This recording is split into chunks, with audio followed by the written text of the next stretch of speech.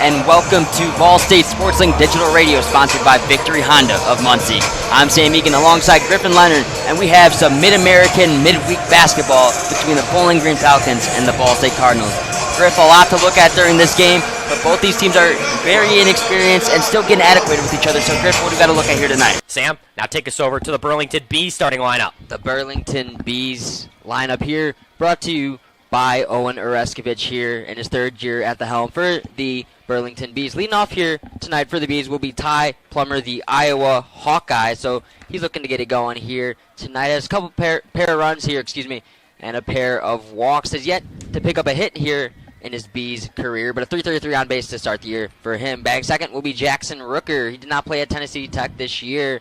He's yet to record his first Bee hit as well. Then batting ninth will be Luke Braga, 167 on the year, but has yet to strike out, so they're looking for big production out of him and working some great at-bats here tonight. I'll turn it over to you, Sam, for the first inning here in Burlington. These teams have played 10 innings each in both their matchups so far. The Pistol Shrimp are 0-6 in their last 6 games in Burlington, dating back to last season. So they're looking to find their footing here at the Hive, but they won last night, so this might be a little bit of a momentum boost for them to get back in it. So balls are being thrown in, and it looks like we are just about ready, and play will be underway at Community Field. So leading it off for the Pistol Shrimp will be none other than Kyle Gibson. He's been their leadoff hitter all week when we've seen them, so no shock that the left-hander is getting the leadoff spot here today. He's just been efficient at getting on bases. He takes the first pitch, called strike on the outside portion of the plate. Their second year in the Prospect League, only 16 wins last year, the 5th least in the Prospect League ever. Came to Jackson after minor league team, the AA Jackson Generals, disbanded after Major League Baseball's renovation of the minor league system, and it also caused Burlington to lose their minor league team as well, as that ball's fouled off and will have a full count.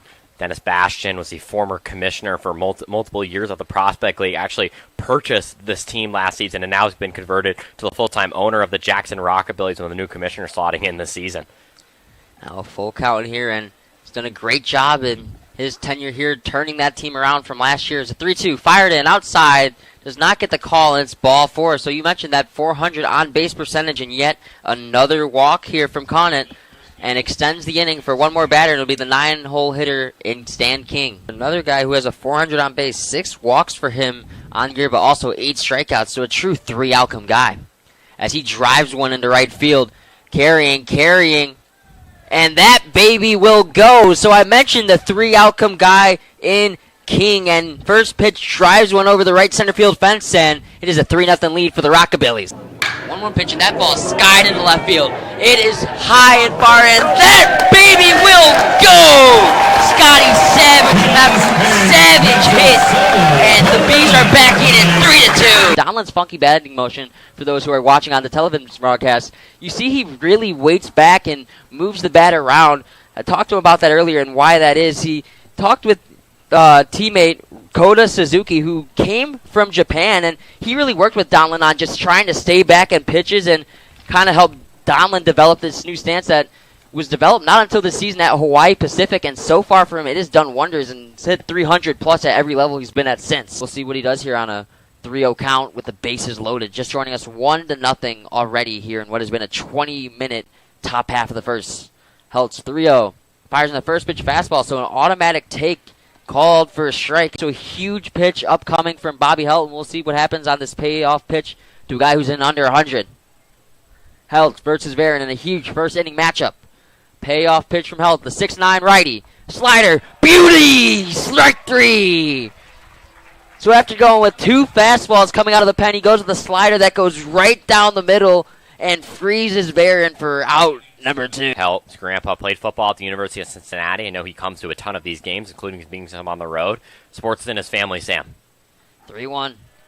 Fires in a strike, 3-2, and we mentioned on the road trip, Helt actually forgot his cleats, and who, none other than his grandfather, to come here to Burlington, pick up the cleats, and bring them out to the road game. So that shows the dedication from his grandfather to see his grandson pitch. And now, payoff pitch from his grandson, 3-2, that just skips away from Mayer.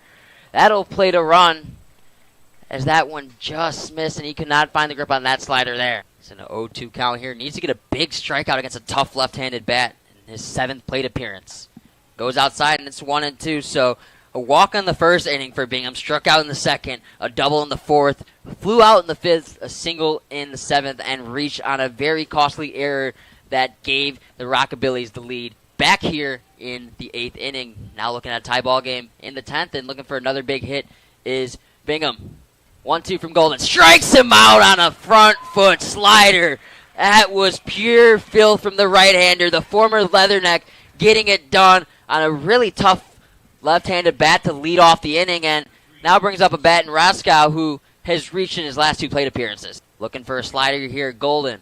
1-2, looking at the runner at second. Now deals. Slider. The outside. Strike 3! The outside slider paints the corner, and 2 huge strikeouts for Golden to start off the 10th. Welcome back here to Community Field. Bottom 10 in what has been a storybook game. A potential storybook ending for the Bees upcoming here. And the one dude standing in the way is none other than Story Kamara, the Idaho native. And he's looking to shut down the Bees here like he did last night. Right now, he needs to leave a 0 on the board if he wants to extend this ball game. Fastest guy on this Bees team is standing at second base, too, in Jace Figueroa. So he could be the winning run. The Burlington native can get it done in his second game here at Community Field as a Bee. He's played many more here throughout the course of his life. And, of course, came to the ballpark watching Pops play baseball for the Bees as well. They're going to intentionally walk Akers, so forget the walk. They're going to try and put the runner on first so they can put the double play possibility in order, but an interesting decision to intentionally walk someone to bring up the hottest hitter in all of Burlington and Reese Moore. This is his 7th plate appearance. He's gotten hit 3 times. You wonder if they're going to try and plunk him here. Obviously, you don't want to load the bases with nobody out, but Reese Moore has just been a hot bat, and you don't have any answer for him. He's reached base in all 6 plate appearances. If he does it here for the 7th time, that might be the ball game. Takes a nasty slider that just misses the back door, and catcher Dacre could not corral it, and as a result, probably couldn't frame it and get the call, so it's 1-0 on Moore. 1-0, takes one off the outside, and it's called for a strike 1-1. Great pitch there. 2 more from the Idahoan. Is that how you refer to him? I believe so. From the state of Idaho. Harrison, Idaho, to be exact, a 9.49 ERA this season at Cornell, so a very smart pitcher. Line on the ground. Moore, 2nd to 1. Hustling for first, but cannot get there in time. A double play for Reese Moore. So after the intentional walk, Coach Sam and the rest of Jackson is fired up after seeing what they were looking for. Intentionally walked the guy to lead off the inning, and the guy who's been the hottest hitter in Burlington all night long finally doesn't reach base for the 7th time. 1 for 7 in that category, but fortunately for him, could not have come at a worse time as he grabs into a double play. Now 2 away and need a base hit from Cooper Donlin to win the ball game. Run! Ball gets away! Figueroa on the run! And begin buzzing Burlington! Bees win! The hometown kid in his 2nd game at Community Field as a Bee takes home and wins it for the Bee. Very fast style of baseball here as Lucian fires in his 3rd strikeout looking at the inning. A beautiful pitch, this one on the inside, and an off-speed masterclass from Lucian, painting some pictures on the edges there, and gets out of that inning with a jam, but no damage done. Rocknick's the guy that leads Butler in home runs with 5, so he's looking to get a big one right here. Jack Maroknik would be a huge swing of the bat here. And you might have called that. That ball is drilled right center field. That baby will go. Roger Good, what a home run call for you in your first broadcast. Maroknik, the home run leader for the Bulldogs, indeed get a good piece off Kwasny. And now this is a 3-run ball game and a chance where you probably got to go to your closer. Now lefty, another one here as he grounds up first pitch. Over to short Halloran with the throw, and Evans gets out of it for his 3rd inning of work. So what he does best is forcing the ground ball, goes 4-6-3 out of a jam, and the Bees heading up, down 2 here, stretch time here in Burlington.